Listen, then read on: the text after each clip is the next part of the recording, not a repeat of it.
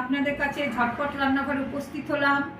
এত শীতে কাবু যখন ভেজ খিচুড়ি খাবো তখন ভেজ খিচুড়ি করতে কি কি লাগবে, ফুলকপি, টমেটো, আলু, লঙ্কা, কাঁচা লঙ্কা, মটরশুঁটি, শিম, গাজর, বিনস, হাফ চামচ হলুদ, হাফ চামচ জিরা, এছাড়া নুন লঙ্কা নিজেদের মতো, একটু ধনে পাতা, আর 150 গ্রাম গোবিন্দভোগ চাল, 150 গ্রাম মুগ ডাল।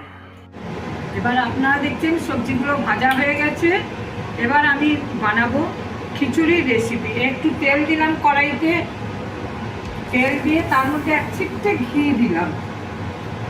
ঘিটা দিলে খিচুড়িতে একটু গন্ধ হবে, এমনিতেও খাওয়ার সময় সবাই ঘি নেবে।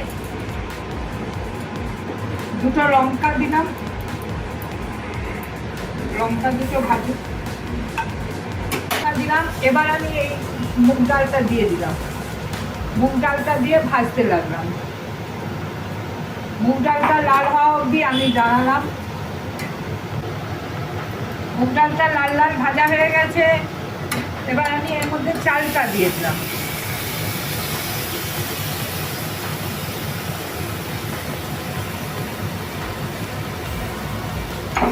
যতটা চাল ছিল দিয়ে দিলাম।